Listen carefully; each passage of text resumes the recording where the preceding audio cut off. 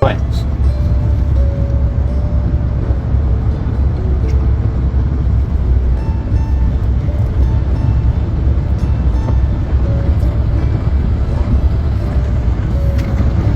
Sumunod namin.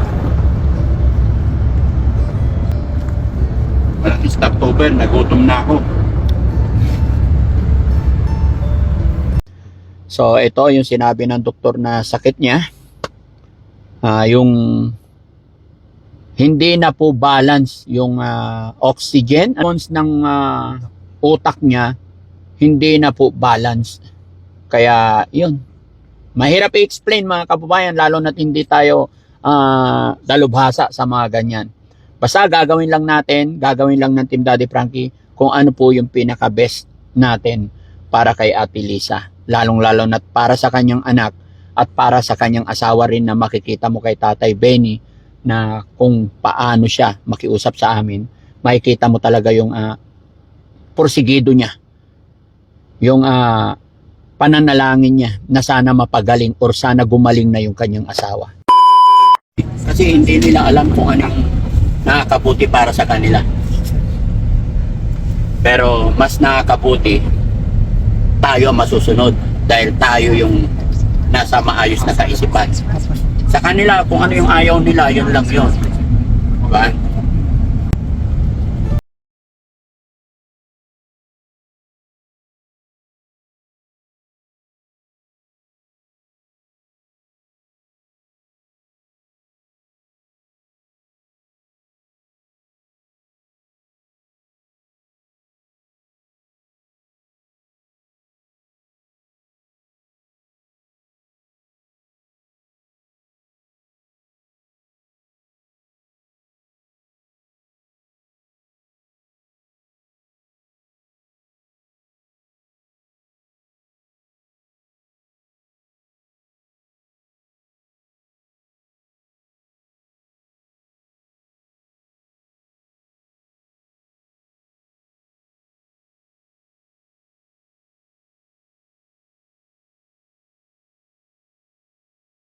Doktor sa basta itong pagbiyahe na lang, bibiyahe na lang tayo ng mayos, hindi na sakit. Kasi kayo na madadala ng hospital si ate. First time na madala siya. First time din lang, pupunta din sa Manila. Dati doon sa bayan, sa Paniki, doon sa napupunta ng beses na nakapunta dyan.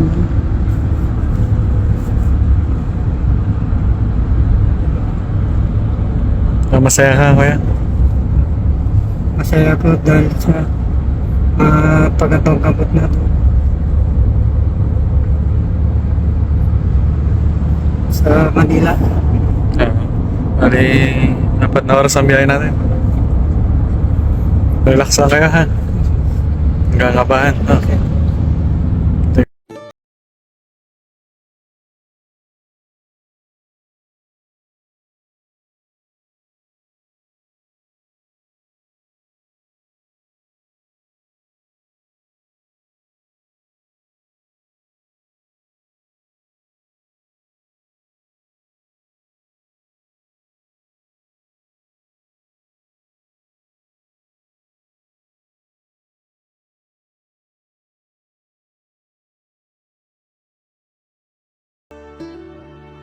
Right.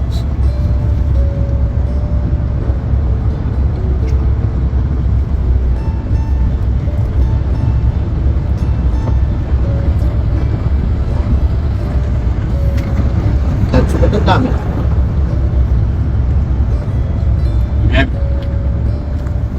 Walang October, nagutom na ako.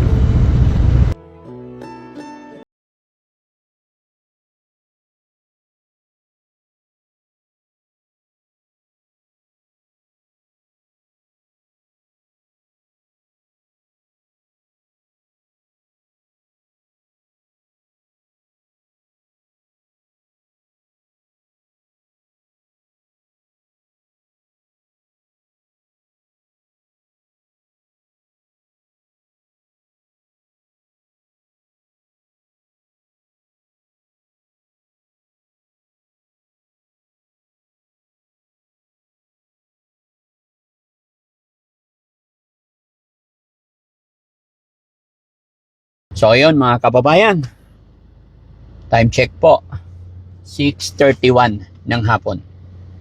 Kami po ay umalis sa Pangasinan alas 9 ng umaga, and then nakarating kami sa bahay ni Lisa ng 11:30.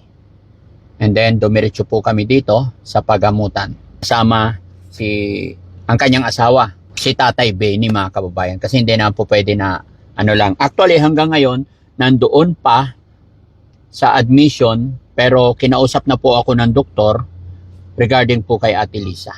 No? Mga kababayan, hindi pa sigurado kung ma-admit siya o hindi. Dahil kinukuhaan pa siya ng dugo and then x-ray.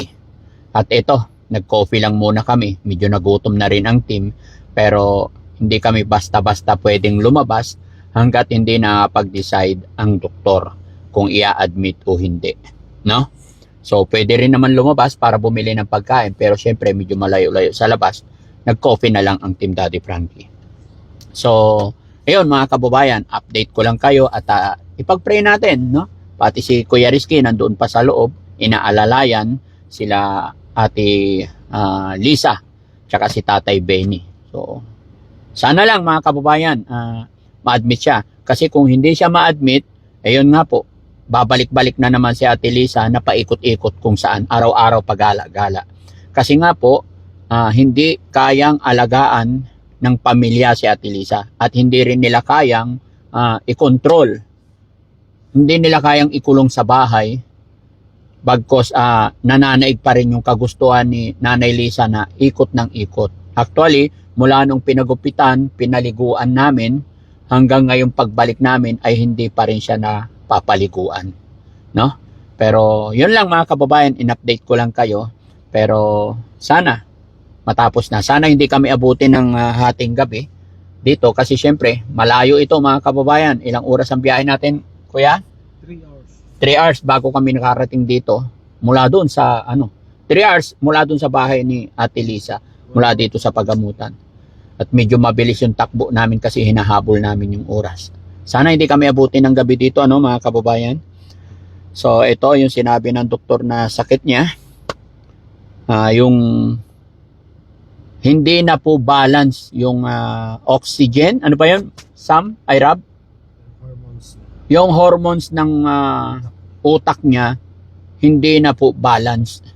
Kaya, yun. Mahirap i-explain mga kababayan, lalo na't hindi tayo dalubhasa sa mga ganyan. Basta gagawin lang ng Team Daddy Frankie kung ano po yung pinaka-best natin para kay Ate Lisa. Lalong-lalo na't para sa kanyang anak at para sa kanyang asawa rin na makikita mo kay Tatay Benny na kung paano siya makiusap sa amin, makikita mo talaga yung porsigido niya. Yung pananalangin niya na sana mapagaling or sana gumaling na yung kanyang asawa. O, dito ka tay. Pasok ka. Para hindi O, anong nangyari tay? Ano sabi ng doktor? Kung sir, pabalik daw sa John Paul. John Pur, nangyari Rab? Balik, nagpapa-clearance lang kasi. Nagpapa-clearance and then, yung resita akin na. Ito yung reseta. Ayan. Ito yung mga resita. Okay. Yes, sir. Okay. Ang dami. Pero okay lang yan. Ganito yan. Tapos ito, yan yung clearance. Ito yung clearance. Mm. Para ma-discharge. Ma-discharge. Okay. Pero si tatay kanina pa hindi pa kumain. Hindi pa Painumin na lang muna ng May burger dyan tay. Kain ka muna ng burger. Habang naglalakad kayo, hindi pa pwede iwan mo si tatay dito? Hindi, kasi kailangan ng mga gawa ng pirma-pirma yun. Pirma. O Mamaya na sige. lang, sir. So okay ka lang tay. Mamaya na lang. Tay, ganun talaga. Ito yung sinabi ko sa'yo nakaraan na kailangan namin isa sa pamilya kasi ikaw ang pipirma talaga. Opo, Kaya sir. pasensya ka na. Oh, Anong oras na tay? 9:15. kunin. Yan mga kababayan. 9:15 na po ng gabi. Andito pa rin kami. Pero okay lang yan.